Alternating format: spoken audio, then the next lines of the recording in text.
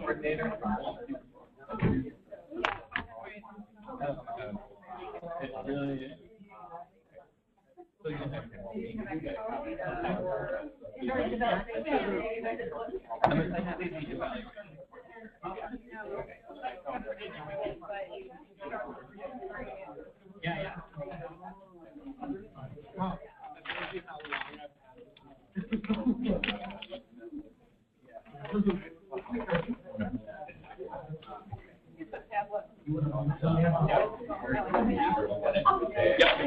Yeah. Good. Yep. Okay.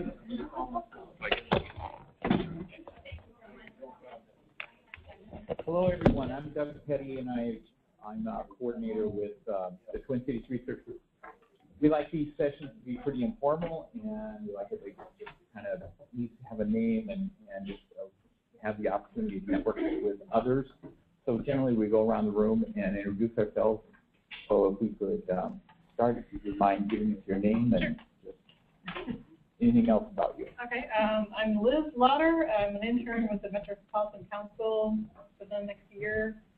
I'm a student at the Humphrey School, and I'm in the mid-career Master's in Public Affairs program. I used to be a librarian and then transitioned to project evaluation.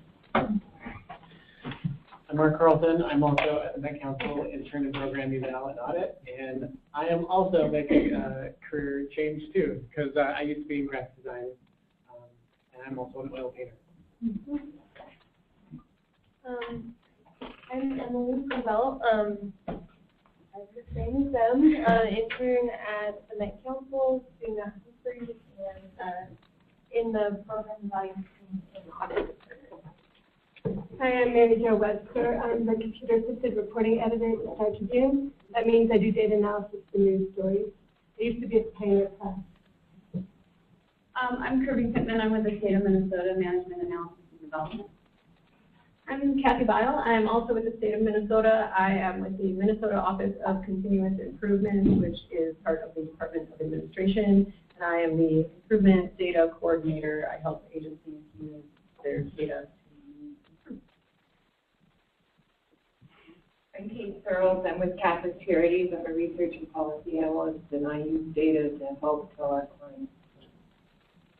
I'm Pedro Medina, founder and CEO of advanced analytics agency called ASAC LLC. I'm Deborah Stucco with the Minnesota Department of Human Services.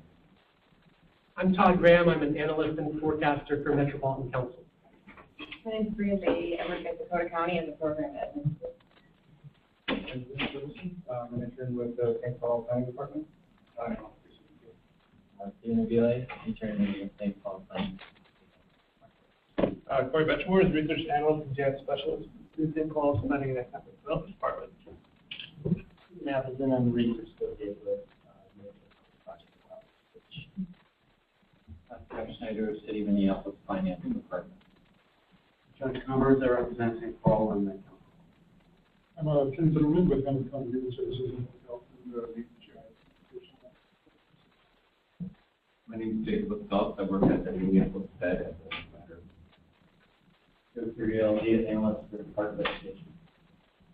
Lisa Merton, also the Department of Education, the Division of Food and Health and Nutrition.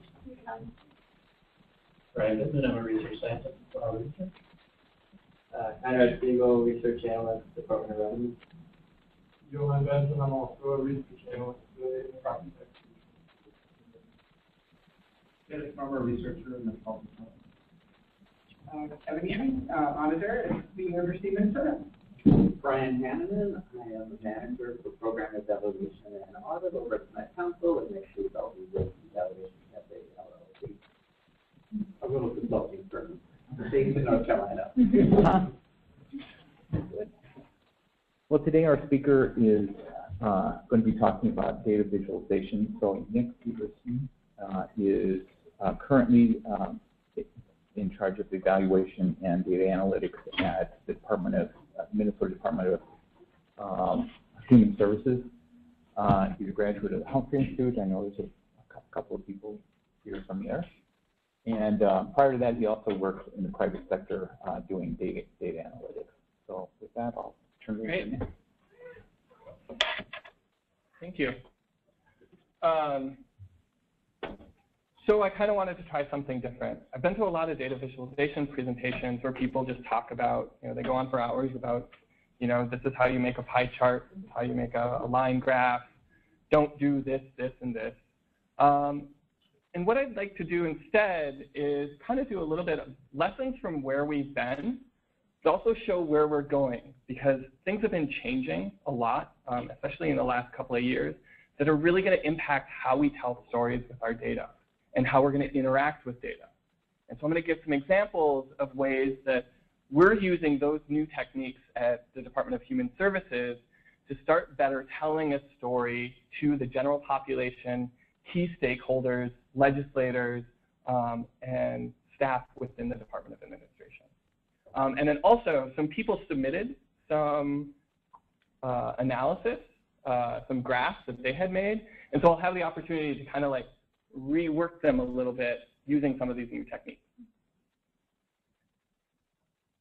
So this is just kind of where I'm going to go, really look at where we've been, what are some of the best practices that we have based off of where we've been, where are we going, and some of those real world examples.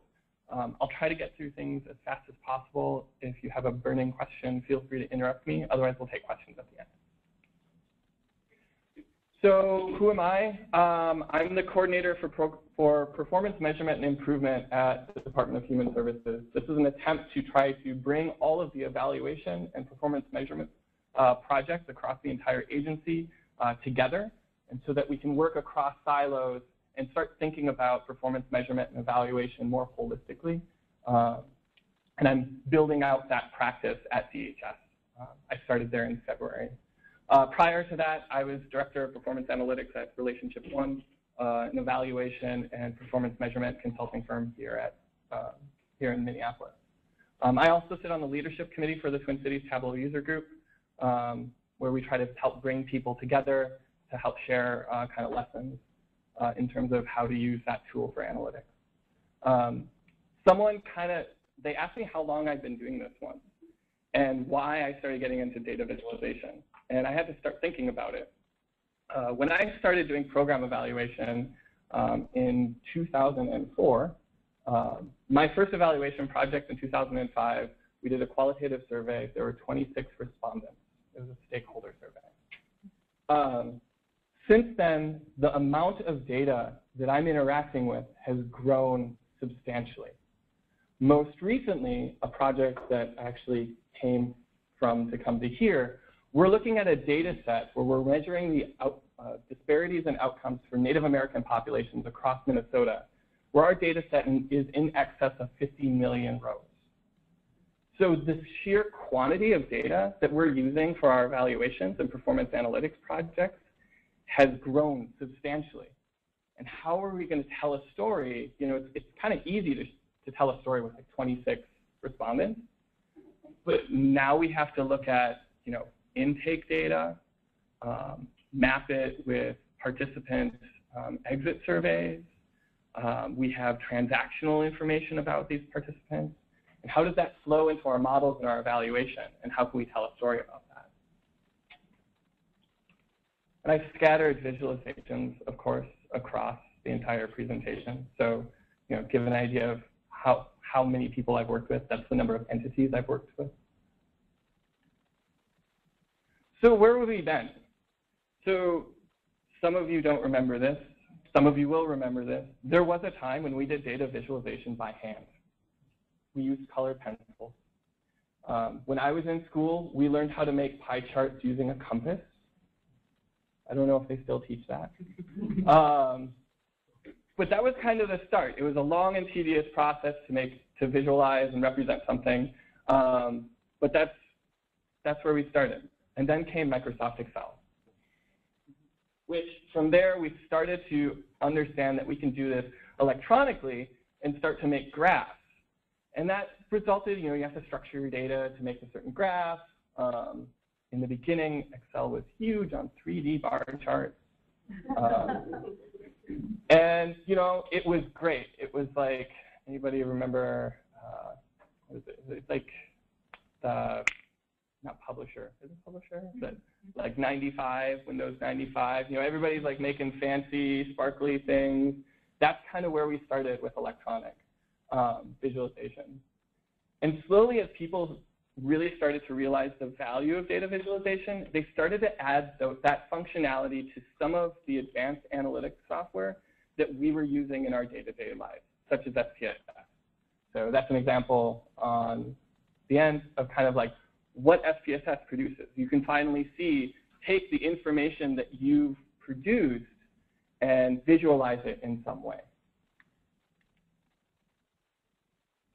And throughout this process, we've seen kind of a growth in the technologies that have helped us. PS, because I'm a data viz analyst nut, I've done the entire presentation in data visualization software. So we started with Excel. Then we start to see data visualization start popping up in some of those big enterprise or kind of, we'll call them legacy analytics tools, such as Cognos, SPSS, OBIE, SAP Business Object. We start to see some of the early emergers, such as ArcGIS and MicroStrategies popping up, trying to take it to the next level. How can we show the information that's more relevant to people, such as mapping, such as some of the early dashboarding technologies that came out with MicroStrategies. But really in the last 10 years, we've seen an explosion. And this is by far not a comprehensive list. Gartner alone evaluates the capabilities of 30 different analytics and visualization software. So this is just, I grabbed a sampling of them. And over the last decade, what we've seen is dramatic reductions in costs that allow us to visualize our data. So it's no longer, you know, with OBIE, you know, you're not going to do anything with it unless you work for a large company that's invested millions of dollars into the software. Now we're starting to see kind of people pop up, such as the Tableau, such as the Spotfire, and the Pentaho, R. You know, these are all low-cost tools that allow us to start really kind of interacting with our data.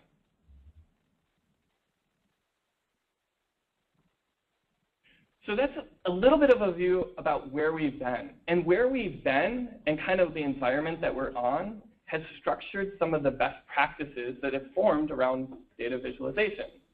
So to kind of summarize them, I wanted to first start with the keeping it simple. I think many of you have heard this. I think there's a lot of people add an extra S on there.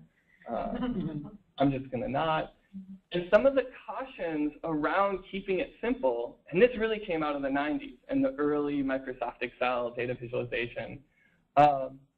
You know, really be careful about graphs that use perception. When you start to use 3D bar charts or 3D pie charts, the way that people perceive that, they have difficulty understanding how one compares to another. You know, when you look at a bar chart, can you easily tell on that 3D bar chart thing, you know, exactly where each line lines up? It takes a while. The other thing, we don't see it as much in the public and nonprofit sector, but having worked in the private sector, they are obsessed with dial graphs. And dial graphs are the epitome of how we need to be careful when measuring performance. Because now you're looking at something that doesn't equal 100%. It doesn't, you know, at least a pie graph goes all the way around. Here, you have something that only goes halfway, or maybe a little bit more. And you're supposed to judge how that needle, where that sits, and what percentage of the whole it represents. And just another, really can kind of send mixed messages, and there's some caution stories about the dangers of using graphs like that. Because of that, there's also the careful with pie charts. Now, I'm an analyst. I work with many different audiences. And I had a supervisor once that said, let them eat pie. If someone really wants a pie chart, do you just not give them anything or give them something that they won't understand or they just don't default to? No, a lot of times I give them the pie chart, and then I try to teach them some different ways of presenting that information. But but you always have to be careful, especially when you start adding more than 4 or 5 categories to a pie chart, because it can be very difficult to ascertain how one thing relates to another in terms of perception. Or if you have 24.2% is one pie slice, 23.9% is another pie slice, and so on, where you don't see substantial variation in the slices, it's really difficult for a person to kind of see which one's the majority or to what extent is one a majority over the other. There are better ways to do that. Something that happens a lot is people pick cool colors. Something to always think about is how are your colors accessible and do they make sense? So this is actually a web page. I don't know if people use it. It's Color Brewer 2.0. Basically what it is it's a free web application that's out there that allows you to select criteria, and it will give you color schemes that you can use. So I know it says it's for maps, but I think it applies to a lot of different things when you're doing anything visually. So do you want a color scheme that's colorblind? Does it need to be print and photocopy friendly? How many colors do you need? As you can see, as soon as you go up above a certain point, it has a hard time spitting out colors that meets all those criteria because you're not, the variation in the shades are too close together. So if someone's colorblind, they're not going to see it. Or if you print it on a black and white, it's just going to blur together. And this is just one tool that I've used to help make sure, my colors make sense and to give me options. And I can get either the hex or the RBG and incorporate that in the visualizations that I make. The other thing is the colors should make sense. So some of the things that to keep in consideration is people have perceptions about what colors represent what. If you have a neutral scale and one side is red and one side is green, people will associate green with good, red with bad. Or generally, hot colors people associate with bad and cool colors they associate with red. That's just because it's kind of all over the place within our society. So keeping that in consideration when you're using scales or when you're applying colors to neutral ranges,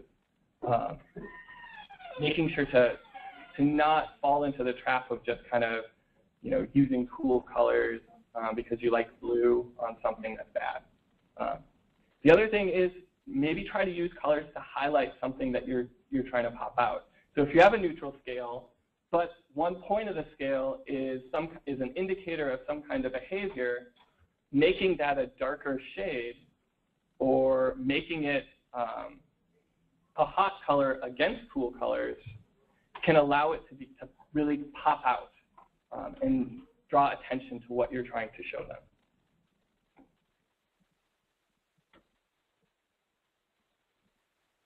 So earlier I mentioned, with pie charts, there's a better way to show it a lot of times. So when I think of my default for comparing categories, rather than a pie chart, I tend to default to a bar chart.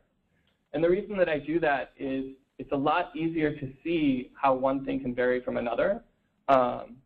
And you can also sort them so people can see the order in which things just either cascade down or cascade up. The other thing is if you're looking at data over time, thinking about line charts or area charts, ways which you can show things, trends more linear in order to kind of help them identify patterns, your target audience. And kind of like the big thing, and I would say, since I started doing this, being able to map stuff, if it has any geographical representation, is huge. And you can do that with shaded maps, with pinpoint maps. There's lots of ways that you can use maps, but people really associate with that. They're familiar with kind of geographic perception, and if you start to map it, they really kind of can identify with that. And I'll show some kind of neat examples of that later, and where are we going. And then, if you're doing especially advanced statistics, you want to show non-aggregated data and what kind of trends that non-aggregated data. So if we're looking at correlations, if we're starting to predict things, scatter plots are always great. And I'll show some examples of that as well. So where are we going? So that's kind of like, that was fairly brief. And that's kind of a high-level overview of what data viz has been. But because of those new technologies and an ever-increasing amount of data, there are different things that we can do now to help tell the stories that we want to tell. And as someone that's leading evaluations and trying to communicate with the general public, many dimensions or aspects of a particular program's impact, this has become incredibly useful. So multidimensional visualization. And what I mean by that, we've seen infographics. And that's an example, one example. It's always resided in a certain way, but there are new ways to do something similar that's more engaging, such as layered graphics or dashboards. Creating graphs that are interactive or dynamic. Either the graphs change over time, or the user has the ability to slice and dice it to make it more relevant to them. They can identify their community in the graph. They can, start to break it apart that makes a little bit more sense to them. And with, as we're putting more stuff on the web, so, we put evaluation reports on our website, we're able to incorporate that feature. We're not restrained to the Word document that's PDF'd, and you can never interact with it. You just have to kind of see a static view and read the pages and pages. The tools have really shifted so that you can choose the graph that fits the data rather than structuring the data to fit the graph.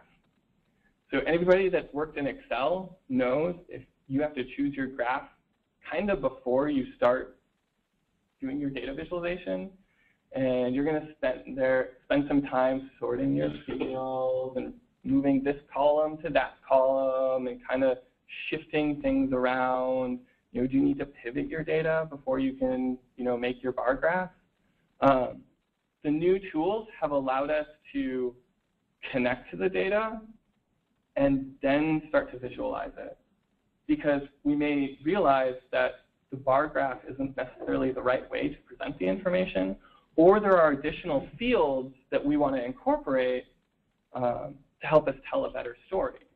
And this has been huge because it's increased efficiency in how we're visualizing the data, and it's also increased the depth in which we understand our data. And finally, a lot of these technologies have allowed us to have easy access to real-time analytics. And I recognize that we're not always going to have real-time data in our evaluations or the programs that we're helping measure. But at the minimum, it helps us update those graphs so it's not the long process that it once was. So we can now get visual representation of our program success to people in a faster manner than we could before. Rather than taking weeks to change the graphs in a report, it can take a day or maybe a little bit more. So diving into this in a little bit more detail. We're familiar with the infographics. They've been around probably, 15 years, I think, more, but they've really kind of kicked off. And they've always resided in the world of kind of graphic designers. As an analyst, the consulting firm that I worked at prior to coming to DHS, the graphic team always wanted to make infographics. And those graphic designers drove me nuts because they wanted to show something a certain way, and I'm like, that doesn't fit best practice. That's not how we show data. You just want to make pictures with little babies like this.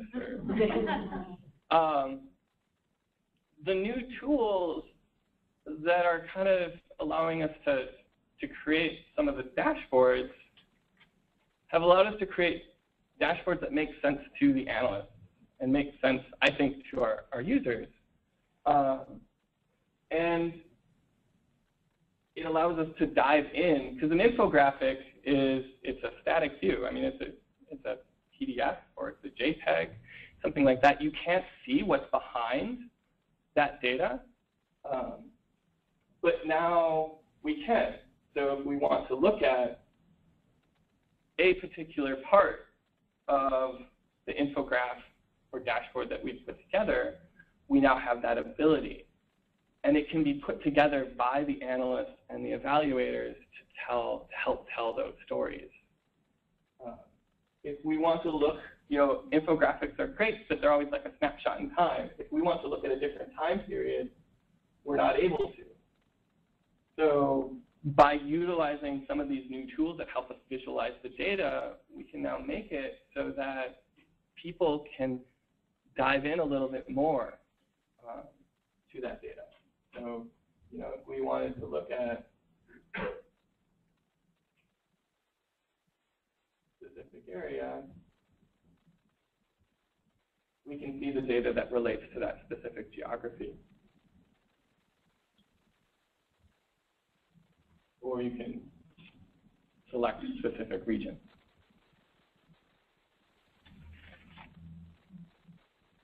Kind of another example of how we're layering many data points into a single, here we have, 5 different visualizations. We've got a table with some color added, a map, and 3 scatter plots. They're all related, and it takes up a lot less real estate, and it can help us kind of tell an interesting story. So here we're looking at obesity rates across various states. Believe it's using ACS data. And so we can kind of see, okay, well, it's interesting. We kind of see these things happening in Minnesota. We can look to see exactly, so if we want to see Becker County, they have for Minnesota, that's a fairly high smoking prevalence rate. So it helps us kind of identify what may be some of the underlying causes. And we can see, in terms of where they rank, what's interesting is, 76% fewer fruits or vegetables compared to others. They're worse off. So we can start to dive in and see that, we're looking at something simple, obesity rate data. But you can kind of get some insights into what's underlying some of that obesity information. And this is just looking at a couple of fields. We could tie additional fields into that. And this is national data. So, I highlighted Minnesota because we're all in Minnesota. There was someone from a different state. North Carolina.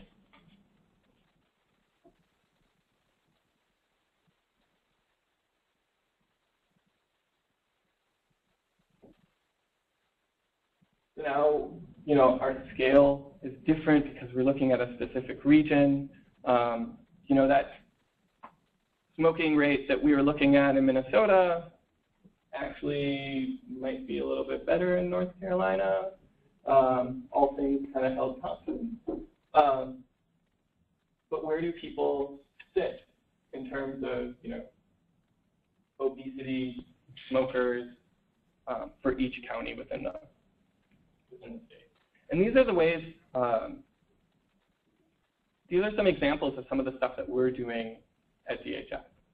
Our projects aren't done yet, so I can't throw them up on the screen because it's recorded. But you'll see in the next 3 months a lot of these being produced and put out on DHS's website to help explain what's going on with some of our programs, such as child welfare and protection, such as Native American disparities, adult and child mental health. Because what we're trying to do is tell a little bit of a story about how are we reaching target populations, and what is impacting our ability to reach and serve those populations.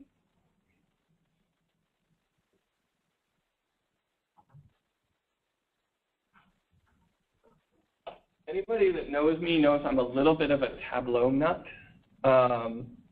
So I made a point to show something that's not Tableau. This is Click. This is just from their website. But again, they're looking at international grants and how those grants are awarded, and creating an environment to allow you to dive in and kind of look, you know, if we wanted to, I didn't build this dashboard. I probably would have built it a little differently.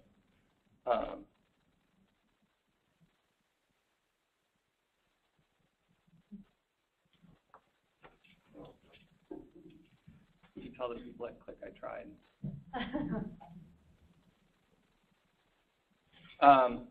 But again, it has some of the same kind of drill down functionality to tell a story about, you know, where are we sending money, who's requesting money, is there a pattern in what day a week we signed? Not really sure about that. Data in there. That's one of the dangers of this Tableau and these other ones. If you put too much in there, your users will have a hard time with it. Yes, there are ways around it. I'm not going to dive into that now. So this just kind of highlights a little bit the way that the tools have changed to help us visualize our data differently. So again, in Excel, you copy your data in, you pick your pie graph, or you pick your graph type, and then you sort your data. One of the examples that people submitted, I noticed in order to do the analysis, they had to restructure their data 4 times to get a line graph. It was evidence in the worksheet, the tabs, all the tabs that they submitted. But we don't have to think about it that way anymore. So now you can connect to your data, you pull up your data, and then you start thinking about, well, how do I want to visualize it? And what are some of the different ways that I can? So you have things, regardless of what tool it is, most of them now are moving to something where you have connect to data. You have something like where you have all the different visualization types. And then from that one data and whatever fields you pull in, you can start going between bar chart, bubble chart, or line graph. Not a big fan of bubble charts, but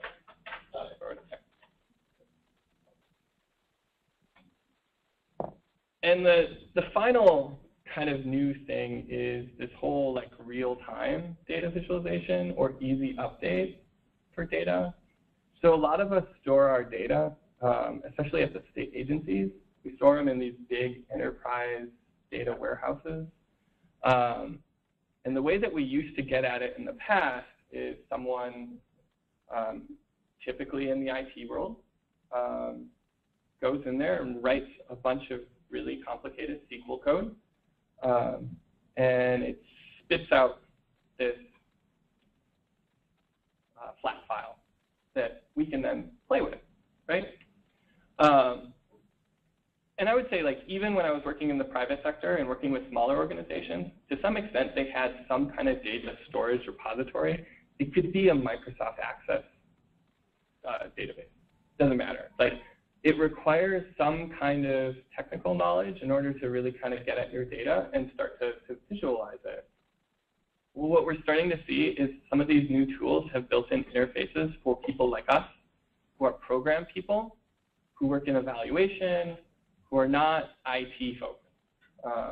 Can I code? Yes. Is it my default way that I want to interact with data?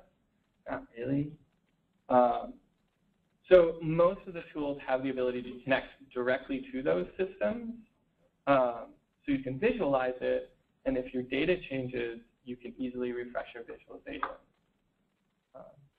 That's just another thing to think about in terms of where we're going and really kind of reducing that data visualization like update time. So before I go into some of the real world examples that people submitted, Does anybody have any questions? Yes. Real-time visualization, an example would probably be like connecting our statistical programming language, an IDE to a SQL database. Yep. Like that, right? But I guess my question is, how would you get around the SQL queries and the joins and that sort of stuff? I mean, has it gotten to the point where you can put in like a natural language query, for lack of a better word, and get the data that you want, and then it kind of parses that out into the requisite SQL queries, and how does that work? Yeah, I mean, so with R is a great example of it. And so is everybody familiar with R? Anybody not know what R is? Okay, so R is this open source statistical software that comes out of Stanford, I believe. Stanford's been kind of like leading the charge on a lot of their stats and computer science departments leading the charge on a lot of this stuff. So it's this open source heavy stat software. It's for the most part code-based, but because it's open source, the user community has been incredibly active with building plugins and translators so that you don't have to necessarily do the analysis in R's language. You can do it in a language that you're familiar with. So, to answer your question about are there ways to do it and not have to write R code? Yes. There are plugins available that will either translate it into a standard language, and so the SQL is being produced behind the scenes, but you're not writing the R SQL. You're writing whatever SQL that you want to write. There's also some user interfaces that make it so you have to write a lot less code. So you're not restricted to just writing code all the time. One of the reasons that we've tried to make a little bit of a push away from SQL at DHS is there is the risk of error in SQL involving typos. So anytime you're manually hand coding something, I mean, it's just human error. Like, we all know it. You can have a dozen people check it too, and they might not catch it, especially when you're pulling, data from all these different places. You're talking about hundreds of lines of SQL code. So we're trying to utilize some of those user interfaces that make it a little bit easier to understand how the data is pulling in the relationships. And behind the scenes is all that SQL stuff, querying the data. So you don't necessarily see it. You can pull it if you want. You don't necessarily see it when you're querying the data. And R has that ability. Any other questions? I don't know if this is helpful for anybody, but thought I'd kind of do something new with data. So there were 3 submissions. I think we were kind of like, what's a cool thing to do, like for TCRG? And this idea was like, well, what if people like submitted some like graphs that they made or some like pieces of analysis, and what if the presenter kind of took a stab at them and, I don't know, critiqued or rebuilt them? So that's what I did. Is the person that submitted the Ramsey County tax petitions here? Actually, my boss. Your boss made it. All right. So in the data set that I got, it was an Excel workbook. There was this graph. So I believe we're looking at the volume of tax petition filings by year, going all the way back to 1998.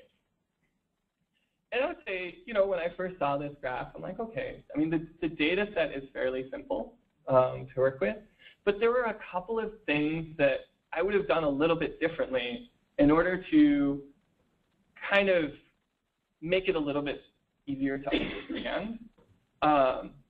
So one of the things with all of the grid lines, it's really difficult to look at. I just found it a little, I don't know if anybody else finds it, it's really busy. And for something that, is having just volume of something over time, it doesn't have to necessarily be that busy. So it could be a little bit easier to visualize. So that's where kind of line graphs come in. So, you know, what is that volume over time? Now, I left some like really light shaded grid lines in, but most of the time I take those out. So, you know, now we can see, you know, a lot of times we're looking at a lot of years. So I removed the data labels, but I added them into kind of a, it's called a tooltip, but it pops up. So if we wanted to actually see what it is for a particular point, we can see that, but it doesn't make it really busy and cluttered on the graph. So this is really toning it down and making it a little bit more simple. Something else that was in the data set that I thought was really interesting was how is this changing over time? So we can see this trend line, but in terms of actually, like, how are the tax filings, are we seeing, I think that there's one area in particular where it looks like it's a substantial increase on the line graph, but it actually is not as much as others. So this area, you know, because it's much higher, it's like, wow, look at that huge increase. But what's interesting is it isn't the greatest increase in terms of percent of tax petitions filed. It's a different point within the data. It's back in 2003. Again, another just kind of thing that you can add to it to really kind of just, I don't know, help tell a little bit of a story or help make it a little bit more clear to see. And I like filters, although it's important not to have too many filters. So if we just wanted to see, so for those of us that work in government, it's always interesting to see 2006.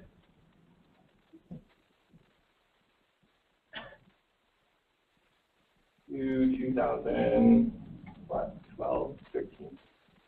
I don't remember what the exact date, but the recession was over.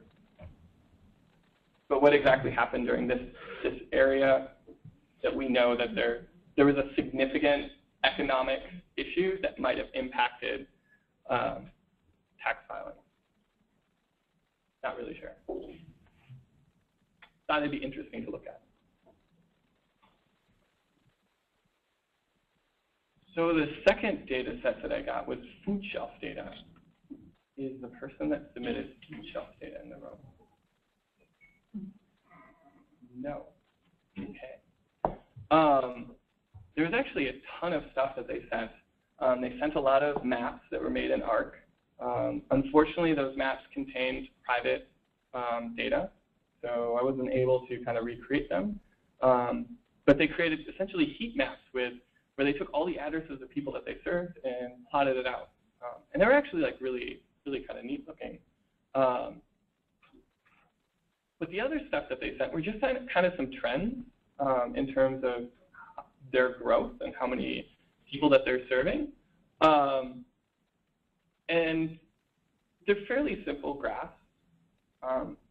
But this is the one where you could tell that they had to really massage their data across many different tabs within their workbook because they're working in Microsoft Excel. There was a lot of parsing the data apart, reformatting it, creating a pivot table because of the way that they had their current system spits out data. So it took a lot of massaging to get these two graphs. But what's neat is, again, with some of the new stuff that we're doing, we can start to look at, take that data, and rather than change it 4 times in order to create some of the aggregated data, I just created one, just kind of rotated all of the data once. And then from there, I was able to dive in a little bit more. So something that they found really interesting, and they didn't have a lot of data pre-2010, but you saw pretty much flat growth on some. They had like for every 5 years. And I wanted to keep it consistent, so I went with just, since we had annual data or monthly data, but you saw flat growth. And then they hire this person in June of 2010, and you start to see a lot of growth in terms of their ability to serve multiple families. And when we look, on this graph over here, you read their description, and they talk about how we're seeing month-over-month growth and annual growth. And yeah, we can kind of get this because, you know, the bottom line is 2010, the next line is 2011.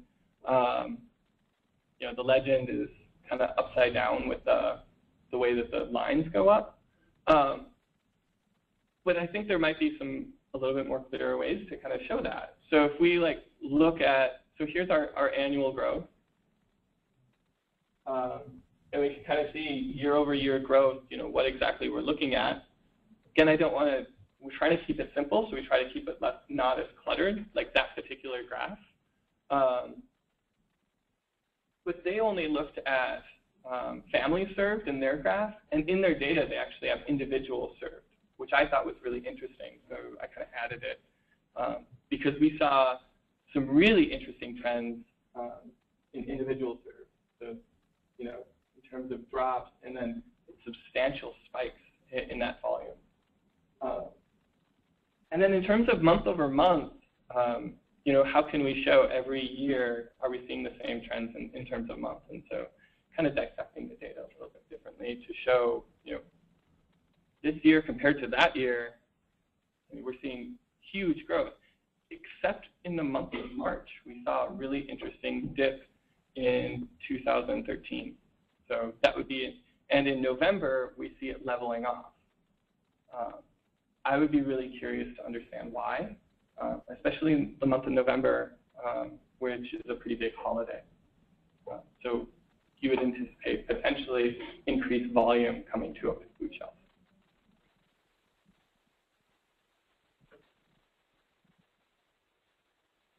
How about Apple Valley? Anybody from Apple Valley?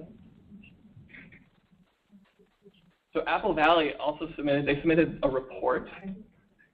There weren't really any data tables to work with. So it was a little bit more challenging to kind of be like, well, this is what I would have done. Because, you know, the only thing I could do is maybe, you know, rough estimate what some of the data tables were and build my own data set. But they had this summary page. And the reason I wanted to bring this up is because I actually thought the summary page was really good. They have kind of some of their key areas within their report.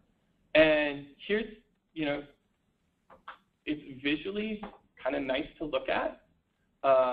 It's easily broken down, and you can easily go to another section of the report. I mean, it's essentially a crosstabs. But there's good spacing, and it's pleasant to the eye. And as I was looking at it, there's something that's been being used more and more on these pages like this, which are sparklines.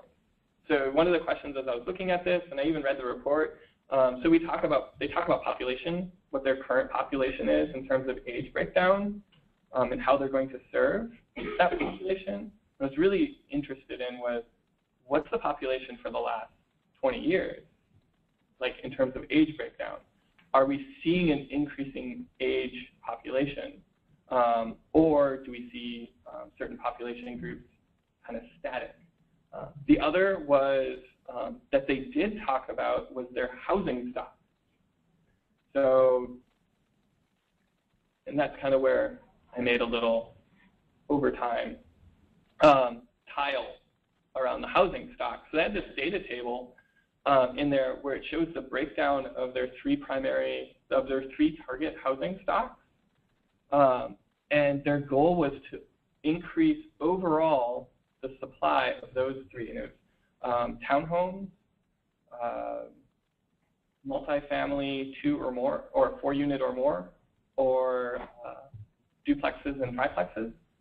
It's a goal of the agency to increase their higher density.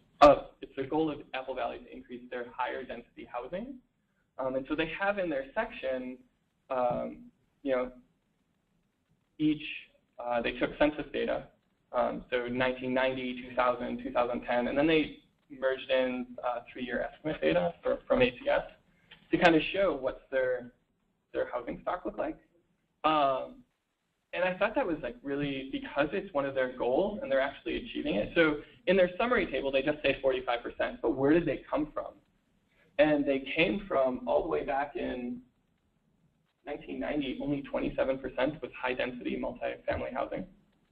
And that's something that I think is really interesting and could be highlighted through using sparklines, some kind of graph just within the tile, or even some kind of indicator that they've seen growth every year, that they're tracking data, so like an arrow or something, some kind of indicator that they've achieved or they're making a lot of progress to that goal. So that was kind of the only thing that I could add. Housing stock was the easiest one to do because that was the one that had the most data to work with in the report. So, yeah, any questions?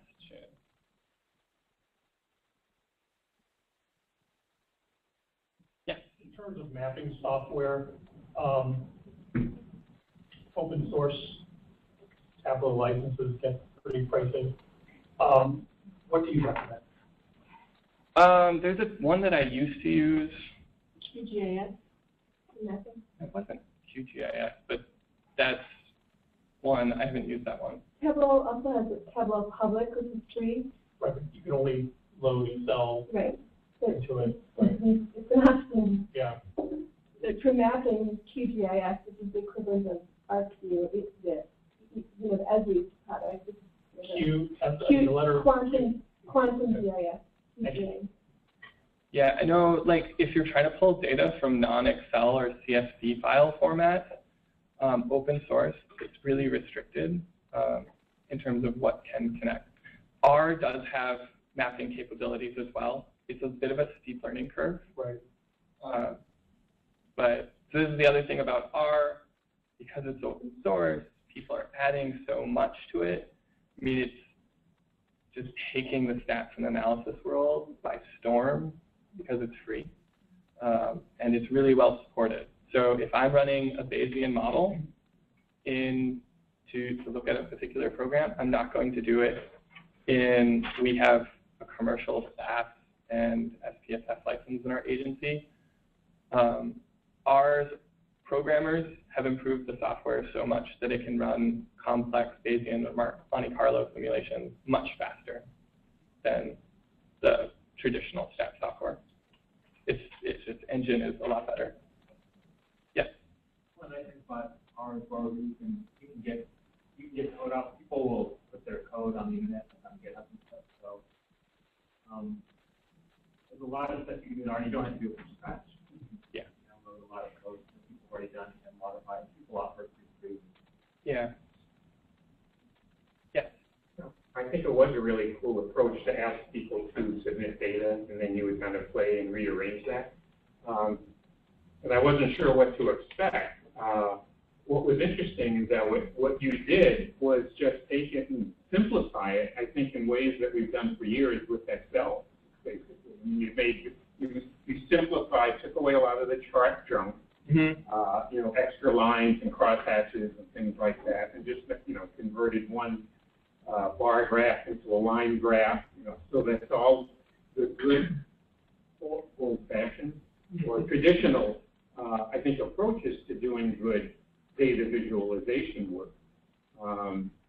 So I wasn't sure if I see, little houses growing, there, because I found some of that to be chart and really difficult to navigate and to, as you talked earlier in your presentation, tell the story. That actually some of the data visualization, if people were so taken up by this tool, it got in the way, actually, of telling the story in a simple way. So I guess in summary, my comments were I was surprised then that when you reformulated the data that was submitted, you did it in very simple graphic approaches. And if you care to comment about how you see the overuse of the data visualization, where it really gets in the way, it doesn't help. Yeah, I mean, or a reader to understand. I think the foundations are still the same. you simplify your graphs, you simplify your visualizations, you know, chart junk gets in the way. There's a great blog post by Stephen Few. Basically, he comes out 2 years ago, Tableau released a new update that added a lot of functionality that empowered people to more easily do chart junk, bubble charts, for example. And you know, that's great that Tableau did that. You, as a producer of visualization, still need to stick with the functions, or not the functions, the fundamentals of keeping your chart simple.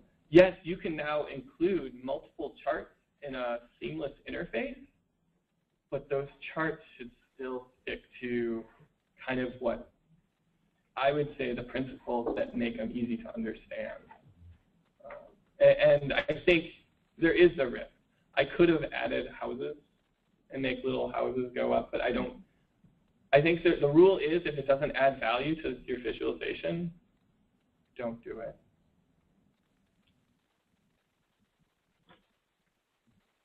Yeah.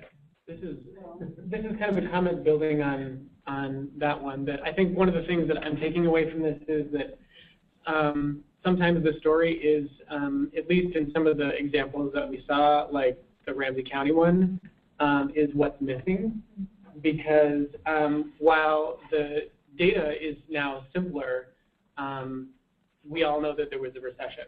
So it doesn't exactly tell us how that compares to other counties. It's like the story might be in how the difference between Ramsey County and other counties, not just that there was a change, because we all know what the change was.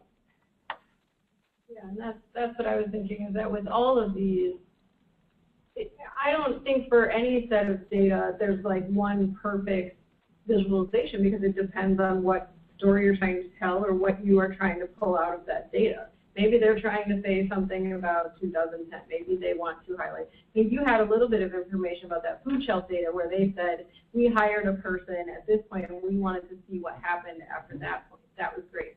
But on the city data, you knew that they had a goal around that one item. When I was looking at the others, I wasn't sure if there was a goal, how some of those compare to other comparable cities, or is it above or below? You know, are the demographics just demographics, or what direction are they going? So it all gets back to those fundamentals of what is your story, what is your truth, where do you want to focus? If you focus on those, like you talked about in your presentation, you know, are there certain things you want to highlight? Is it the up and the down? So sometimes, though, like with this data or the food shelf data, the visualization isn't only the end product, but it's the beginning. So it gets you paying attention to asking the right questions to get at what you were just saying. So once you see those patterns, then that focuses your attention. People asking why. I looked at the food shelf data because I looked at DHS, thought, okay, what happened is we moved people off of federal food benefits. And was there anything weird about the calendar in March and then people got an extra week of benefits? You know, so it just allows you to start asking questions about the data, which is way before giving it to the public as a finished product.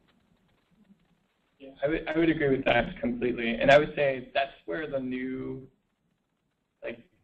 technology and new tools isn't like the end all. But what it has helped is understanding the data faster, because if it takes so long to understand the data, you kind of forget some of those questions that you have. But if you're able to produce and dive into it more quickly, you're able to dive into it and look for other trends and other patterns and tie things in. Yes?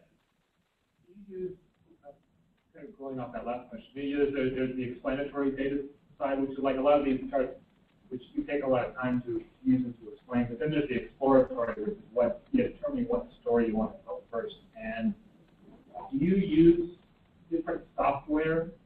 Personally, do you use different software for that? For instance, do you use Tableau to kind of create some line charts to explore the data quickly without having to do formatting, or do you do that in another software?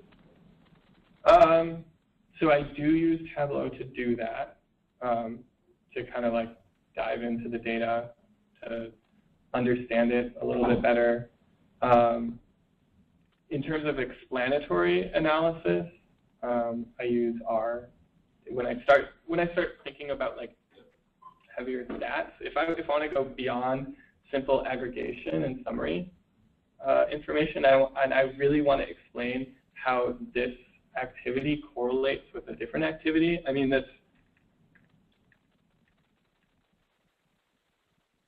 okay, you kind of get it here, right? These scatter plots.